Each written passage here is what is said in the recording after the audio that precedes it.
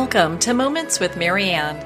I'm so delighted we're spending this time here today. We have a very inspiring show coming right up with special guest, Janeane Bernstein, and she's here to share with us her new book, Get the Funk Out.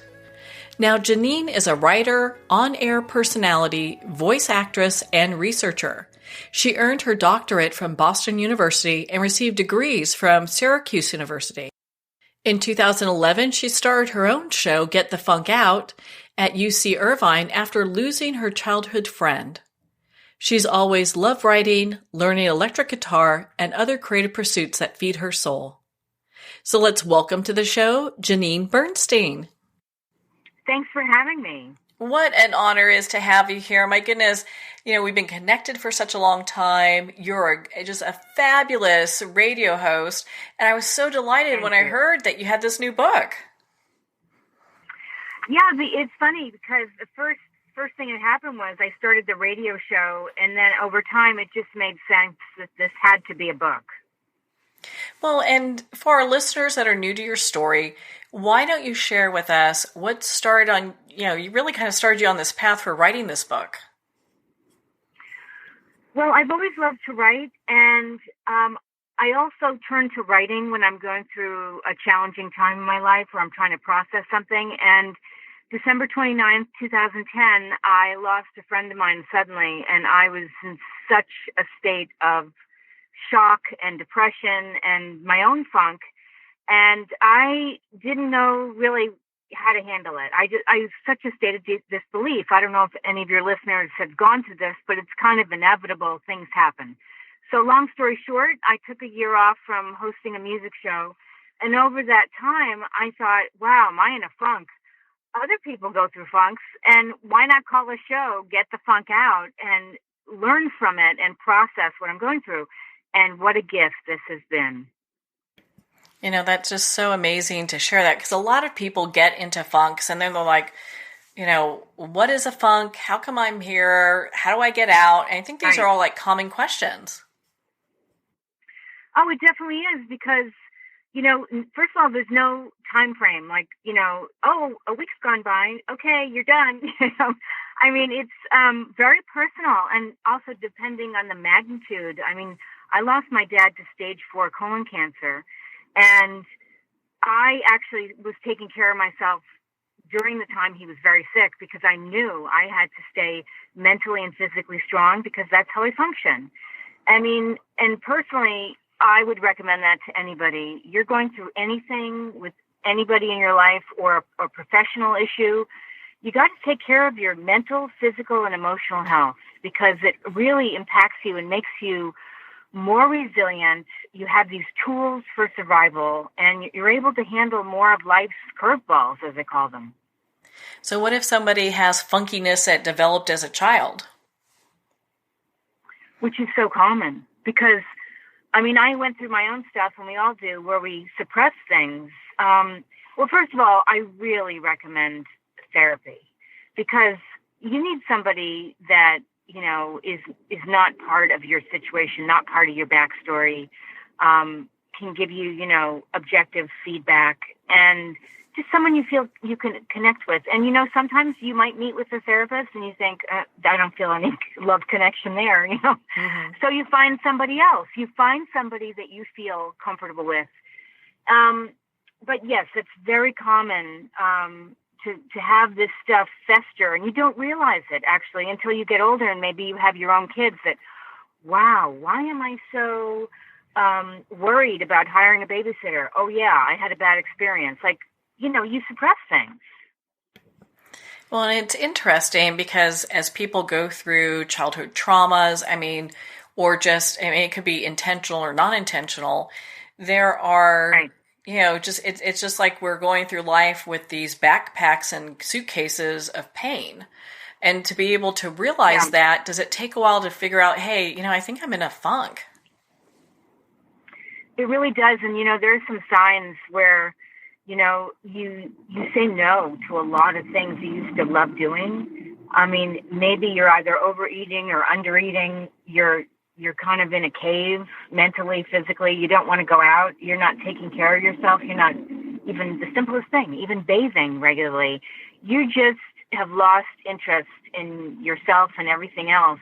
And you're not even like physically moving. You're vegging out maybe on TV or the internet, and it spirals you. It's like quicksand.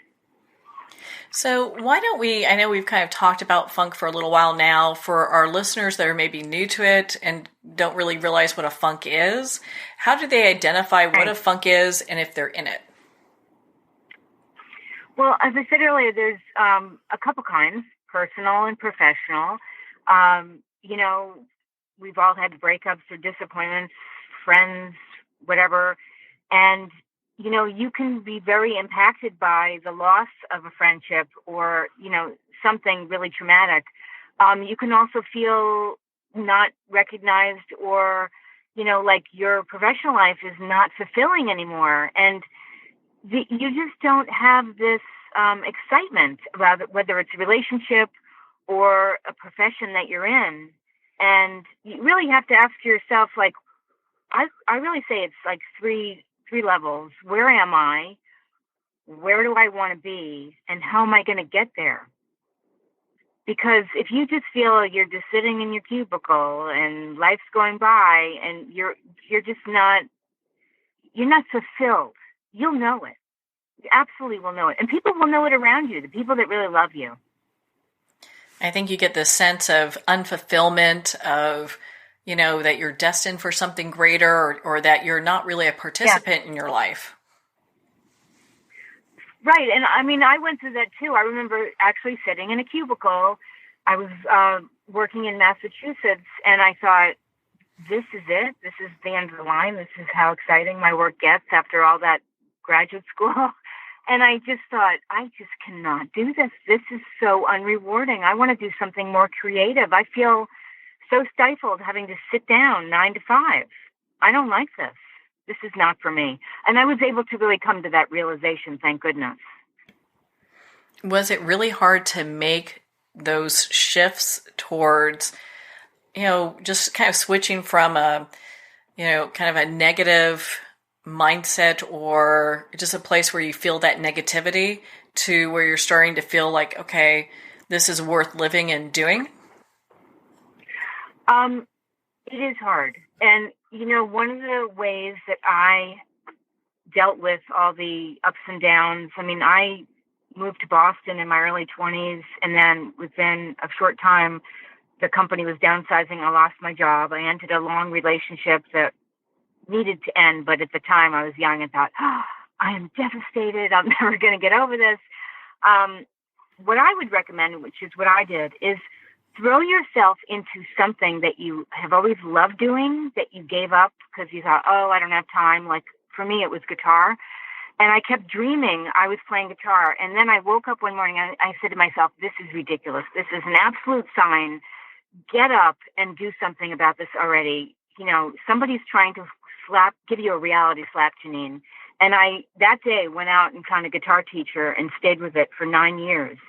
So by going out and doing things you once loved, whether it was when you were little at camp and you loved ceramics, you loved painting, you actually can find, I believe, answers to your toughest questions when you're diverting your attention somewhere else. So when you're in that painting class, you might strike up a conversation with somebody that has great advice for you, or switch careers, because change is scary and maybe you're not brave enough to know what's next. And by putting yourself out there and taking yourself out of that situation and being open, you never know who you're going to meet, because I think conversations with strangers can be a gift. Without a doubt, I would agree with you 100% there, because a lot of times people that show up and, we tend to have these like synchronistic moments where they're like, hey, did you know you're so good at this? Or I love how you have this positive attitude about that. And it can shift everything. Right. I have a little story I can share with you if you don't mind. Oh, yes. I'd love to hear it. Okay. So I was living in Boston and I had this boring cubicle job sitting in front of a computer. I was designing trainings for banks. And I went to a Syracuse alumni luncheon. My dad signed me up, and I said, Dad, I don't want to go to this. He said, oh, it'll be fun. Just go. And it was at the Four Seasons, and I was wildly uncomfortable, and I'm a bit of an introvert. So I show up, and I'm chit-chatting, and then someone says, we're going to go around the table and introduce ourselves and what we do. And to me, that's torture right there. So my heart's pounding, and I'm just talking about, what I do. And sitting across from me is this older woman. Turns out she was a very well-known actress, and she was probably in her late 70s at the time. And she said, so what do you do? And she says, it's so obvious you don't really enjoy what you're doing, so why are you doing it? And I said, that's a really good question. And she mentioned the things that she does. And I said, I really wanted to try voiceover because I was asked to narrate a project. She says, well, what are you waiting for? And she scribbled a name down and a number. She says, here's my teacher. Call her when you leave today. Call her today. And just those words, I listened and I did it. And I took classes from her teacher. And I loved it. That must have been just amazing. And to have people show up like that, it's kind of like, okay, there's the light on my path. That's where I need to go. She was like my fairy godmother. I was like, wow, where did you come from? And thank you, Mm-hmm. Yeah, to be so sharing. Yeah.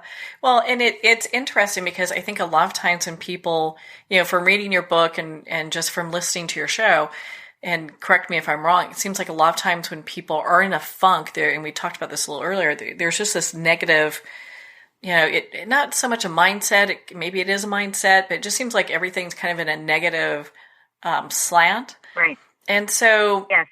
How do people first realize that, hey, I'm really kind of in this really negative thought? How do they start getting that to like bit by bit by bit to a more positive mindset? Right. Well, I do talk about the difference between negative self-talk and positive self-talk. I mean, I've had negative self-talk since I was a teen, looking at my thighs or, my hair, or my acne, face, and we all have these moments. I don't know about you, where sometimes you feel like you're a teenager again and you're just criticizing yourself. And you have to think, what is first thing in the morning when you wake up, what's the first thing that comes to mind?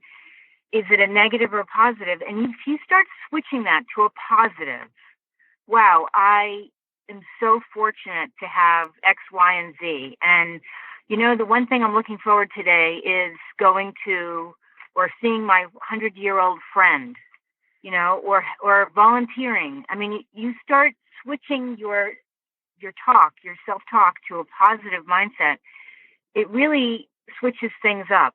It tremendously, and it has a ripple effect into how people perceive you, how you, go about your day and everything. I just love that because you're so right about the ripple effect, and we don't even realize how that's coming across.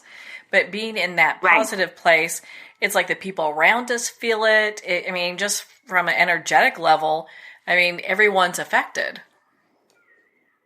They are, even when you're driving down the road, there's a lot of angry people, and they take it out on other people.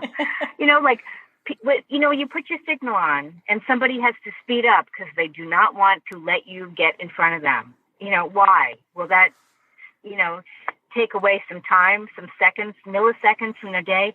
Just being courteous makes you feel good. Having gratitude makes you feel good. Helping somebody else gets you out of your mindset, Mm-hmm. Well, and it's interesting when you're in that positive mindset and the person isn't letting you in or someone cuts you off, you can find a place of greater gratitude for where you're at and go, hey, you know what? Maybe they're having a bad day, or maybe they're, in a rush or late for work or a meeting. It gives you a sense of compassion for other people. Yes, absolutely. Yeah. Yeah. You have to have a lot of patience, and, if somebody doesn't call you back right away or doesn't answer your emails, don't think the worst that they're avoiding you. Maybe they're sick. Maybe they have something personal going on, It's all about mindset. And that's why I talk about taking care of yourself mentally, physically, emotionally, even spiritually, because, I do something physical 7 days a week, even if it's a walk, because it just starts my day off right and gives me time for myself. I need time to think and start my day, and I need solitude. I mean, really being in tune to who you are and what you need is key. Yeah, without a doubt. And I love the section in your book where you talk about pampering ourselves and why that's so important.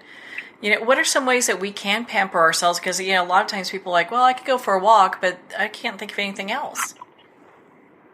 Right. Well, let's say you don't have a lot of money to go out and go buy a new wardrobe. I have a teenage daughter, and she says, let's go thrifting. So we go to the Goodwill, and sure enough, there's racks and racks of clothing. And the money that I spend on these used clothes goes back to the Goodwill in a good way. Some of the employees, that kind of thing. Just doing something little. Like, it doesn't have to be a full-on makeover at Bergdorf Goodman's, Mm-hmm. Just something, one little step, something to make you feel good. Maybe it's a manicure. Maybe it's a pedicure. Maybe, like I said, maybe it's a new outfit. Maybe it's something, like I said, you've always wanted to try, but you thought, oh, I can't do that. But it looks interesting, like stand-up paddleboarding. I mean, I'm here in Southern California, so our weather is amazing. And I know people much older than me that are going out and kayaking and paddleboarding, and I thought, why aren't I doing that? Yeah, for sure. Yeah, because you look at that, it's like, hey, let's try something new. Let's get out of these old routines that don't serve me anymore. Right, because you can tell when life feels a little stale, can't you? Oh, yeah. Yeah, you're just in this, hamster wheel, doing the same thing, very predictable, But like trying a yoga class, taking a meditation workshop, doing some writing, taking a relaxing bath, just doing something that will help you mentally, physically, emotionally, and spiritually is a wonderful thing. Yeah, they really kind of move you from this place where things seem hopeless or not really stagnant to like, hey, you know what? To make these kind of changes, I have to really be willing to explore something different. Right. I mean, I know I talk about writing because it's a great form of expression, and I've been doing it since I was 15. But I was intrigued by screenwriting, and I thought, oh, I'll take a class someday. And then I heard I could take a night class, and I started when my kids were little. So I took one semester of a night class, intro to screenwriting, and I thought, this is really good. Maybe I'll take the next level. And that led to the second level, the third level, the final level, submitting to competitions, continuing to write, coming up with ideas. I mean, it's so exciting to have a creative outlet. I personally think that we're all creative in some way, and having something creative in your life really helps you have a sense of calm when life is crazy. I mean, for you, Marianne, what do you do to have a sense of peace and calm, to relax? Oh my goodness. Yoga, there's meditation, you could do mindfulness walks. When I was in areas like, in Southern California, I used to go rowing. So, I mean, there's all sorts of stuff that can be done. Yeah. And it feels so good, doesn't it? Mm-hmm. Getting out there, being in the fresh air, or maybe just if it's meditating, just, taking time in a quiet place that really feeds your soul. Absolutely. I don't know if you're musical, but I like music. Okay. Well, some people say, I'm not so musical, or I used to play guitar or the drums, but there's so much online for free. Mm-hmm. You don't have a big budget to learn lessons. That's fine, because you have YouTube and you have websites like, I use Songster. So let's say I hear an amazing guitar solo and I think, well, that sounds hard, but let me see what the notes look like. I can actually go online and learn the song online at my own pace. And it actually is, to me, is a form of an escapism, meditation, relaxation to learn a song. Mm. It really is, because it gets you out of one mindset into a complete different one. Right. Exactly. Well, and throughout your journey, and I know you talk a little bit about this in your book, who's been a superhero in your life? Well, my very first writing teacher when I was 15, I want to just name her first, Ms. Elizabeth Cady, because she said to us, there are no wrong answers in creative writing. Whatever you feel, whatever you think, you put that on paper. There's nothing, don't worry about it. There's no right, wrong answer. Just express yourself and how you would feel. And she would say, here's a glass of water. What would it feel like if you're swimming in it? And we would look at each other like, is she out of her mind? It's just silly, And then we'd come up with these elaborate, stories of, and that was the beginning for me. And I actually won, senior year, I remember winning an award for my writing. And it just, I was a bit insecure. So for somebody that's an introvert and a bit insecure, to have that openness to not judge myself in my writing really helped me. And that's what kept me writing all these years. And the other person I would say would be a high school teacher who taught me the love of reading, because I wasn't a good reader, and that you can always speak up and say, and I'm going to actually do some talks to middle schoolers and high schoolers. If you're not a test taker, that's okay, because we're all not built the same and how we learn. If you speak up and say to your teacher, could I do a project? Can I do a poster board? Can I do a research thing? What the worst they're going to say is no. But a lot of times they say yes. And you can actually, I believe, learn more from doing those kind of creative projects than studying for a test. Mm-hmm. Isn't that the truth? I mean, there's so many, creativity just can't be quantified in many ways. And when we look at young people being able to use part of their own creative process or their creative brilliance to move them along in school, I think is just a phenomenal thing to do. Right. The last person I do want to mention was somebody I met at Syracuse University who became my advisor, Dr. Still Doty. Mm-hmm. And the reason I'm mentioning him is because I met him randomly. Someone said, go talk to Dr. Doty, because I didn't know what I wanted to major in. And he took like 2 hours out of his day, sat with me and said, what do you want to be when you grow up? And I was naming all these things. He said, you know what? There's this program where you can actually make your own major called Selective Studies. And he allowed me to do that. So I could dabble in communications and TV and radio and education. Talk about a gift. Mm-hmm. Oh my goodness. That is amazing. A gift. Yeah. What a person that's made a huge impact in your life. And you could see it because you're using all these, these talents. Yeah. I mean, I think it's important to tap in, because I bombed my SATs. I can now say that with a laugh. Mm-hmm. But back then, I wouldn't tell a soul. But to me, they're a predictor of nothing, because they're humiliating. If you're not a test taker, it does not mean you're not brilliant in some other area. Yeah, without a doubt. Well, and so when we talk about, your book, Get the Funk Out, we've talked about just what that is, how to move, the kind of like the needle forward from moving from a place of a negative mindset to a positive mindset, and some of the people have impacted your journey. One of the things I wanted to talk with you about is like relationships. Is there a point where we should start taking stock of the relationships that we have? Yes, because I talk about the fact that sometimes we have toxic relationships. And they could be family, and they could be friends, and they could be colleagues at work. And the people that wear you out are most likely toxic for you. When you feel emotionally drained, when you dread being with them. And that's a really tough thing, especially if they're family. But the most important thing, again, is your mental health.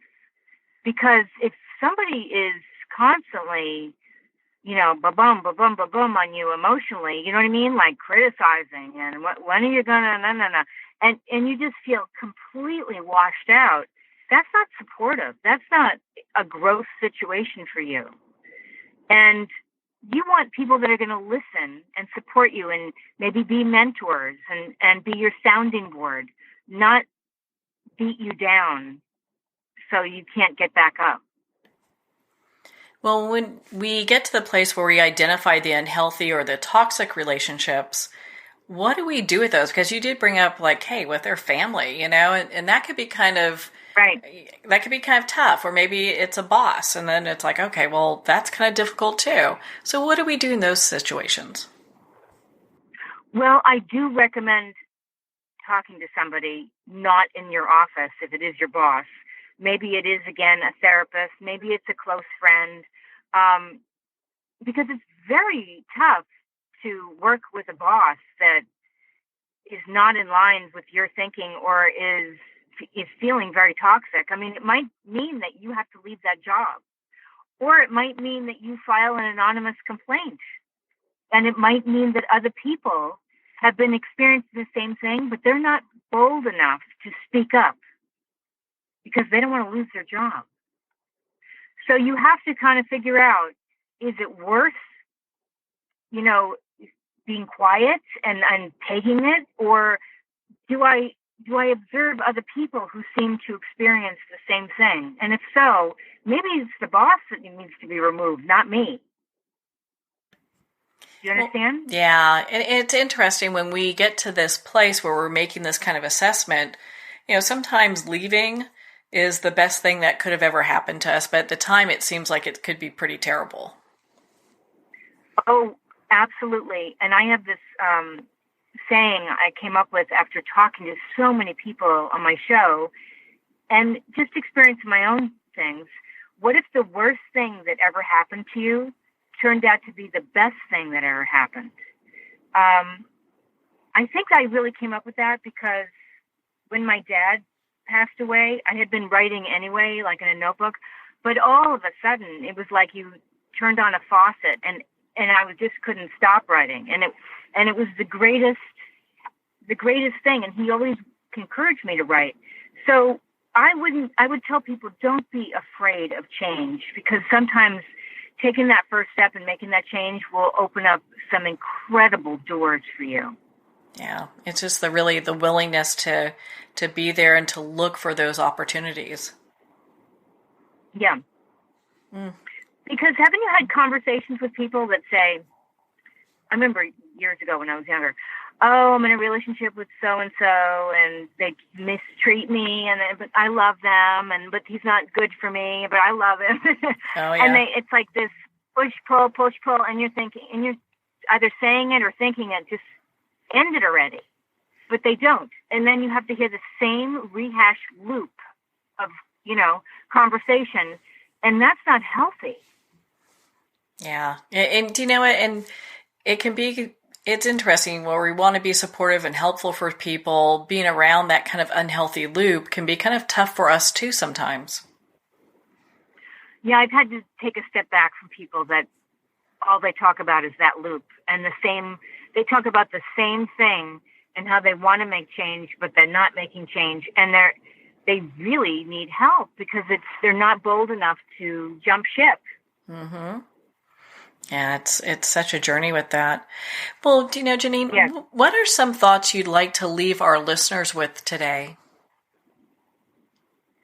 Well, as I said, the most important thing really is, what are you going to do to take care of you? I mean, I really believe in making you a top priority, because if you feel good mentally, physically, emotionally, spiritually, you're going to be a better person to those in your life. Your kids, your spouse, your partner. You're going to be better at work. And, when I was talking to these different people in my book, I have 24 people who shared stories in my book.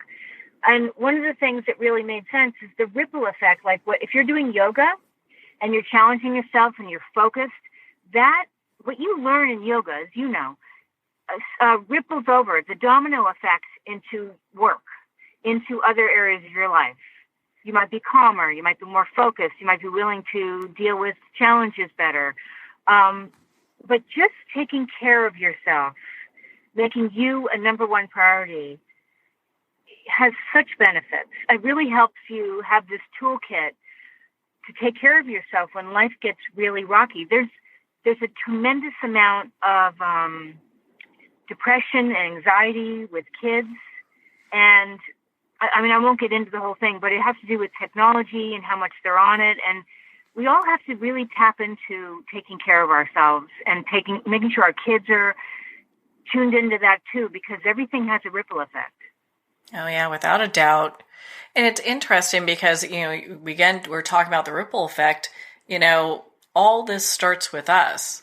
So if we have kids or aging parents around us or pets or, you name it, coworkers, people are feeling, everyone around us is feeling what's going on with us. Oh, yes, definitely. You might not be saying what you're feeling, but people can pick up on it, you know? Yeah, without a doubt. Well, where can our listeners connect with you, learn about your book and your radio show, and just be part of your community? Sure. Well, first of all the info about me and my book is on my website, which is Janeane, Janeane, so Janeane, Bernstein, BERNSTEIN.com. And if they want to follow me on Twitter, I'm at moms, MOMZ_rock. And I'm also on Facebook, Janeane Bernstein. I'm on Instagram, same, Janeane Bernstein. And I'll give you my show blog. All my shows are on there. GetTheFunkOutShow.KUCI.org. I love it. I love your show. It's one of the ones I listen to when I go for my walks. Excellent. Fantastic. Well, Janeane, thank you so much for taking the time to be on the show with us here today. Oh, it's been great. Thank you for inviting me. Well, thank you, Janeane. It's been such an honor to spend this time with you and, of course, to talk about your new book, Get the Funk Out. Get the Funk Out's available at Amazon, Barnes & Noble, and all indie retailers. Well, we're at the end of our time today. I would like to thank everyone for tuning in. You're listening to Moments with Marianne. And remember, make every moment count.